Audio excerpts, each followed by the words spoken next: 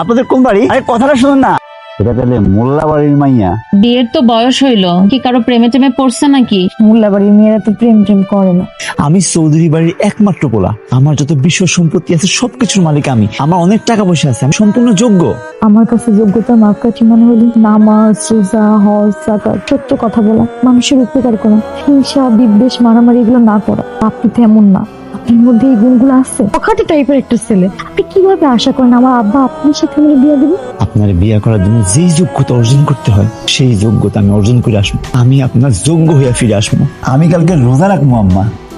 পরশোস টুপি পাঞ্জাবি ঘটনা কি বলতো? পাঞ্জাবি টুপি তো নবীজির সুন্নত, এটা পড়া তো ভালো। তুই তো ছোটবেলা থেকে জীবনে টুপি পাঞ্জাবি পরস নি, আজকে হঠাৎ টুপি পাঞ্জাবি পরে। মানুষের কি পরিবর্তন হয় না? তোরা থাক, আমার নামাজের দেরি হয়ে যেতেছে। ও ছিল একটা শয়তানের হাড্ডি, টুপি পাঞ্জাবি পইরা নামাজ পড়তে যাইতাছে, আবার কইতাছে রোজা। আমি চাই আপনার মেয়েটারে আমার ছেলে বউ করে নিতে। আমার পক্ষে সম্ভব না আপনার ছেলের মতো এমন একটা কুলাঙ্গার লাফাঙ্গারের হাতে তুলে দেওয়াটা। আমি আমার মেয়ের জন্য একজন আলেম খুঁজতেছিলাম যে কিনা ধর্মের পথে দিনের পথে আছে। আল্লাহ পাক আমার দোয়া কবুল করছে। আমার মেয়ের জন্য একজন হাফেজ, একজন মাওলানা আমি পাইছি। ওর সাথে কয়েকদিন পর আমার মেয়ের বিয়ে হবে। আপনারা যে প্রস্তাব নিয়ে আসছেন এটা আমার পক্ষে কোনোদিনই মানা সম্ভব না। আমি যেটা বলছি আমার কথাই শেষ কথা। আপনারা দয়া করে আসতে পারেন।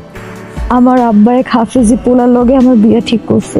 আমার মাফ করে দিয়ে। দিন শেষে আমি শুদ্ধ পথে ফিরে আসছি, দিনের পথে ফিরে আসছি। এই দিনের পথে আইসা আমি এখন একটা ভুল কথা বলতে পারি না, আপনারে ভুল পরামর্শ দিতে পারি না। আমি আপনারে বলতে পারি না যে আপনি আপনার আব্বার পছন্দের ছেলের বিয়ে করেন না, তারে ধোকা দিয়ে আমারে বিয়ে করেন। আমি আপনারে বলি কি জানেন, আপনি আপনার আব্বার পছন্দের ছেলের বিয়ে করেন। জন্ম মৃত্যু বিয়া এই তিনটা উপরওয়ালার হাতে। উপরওয়ালা যদি আপনারে আমার ভাগ্যে লেখা রাখে তাহলে আমি অবশ্যই আপনারে পাবো।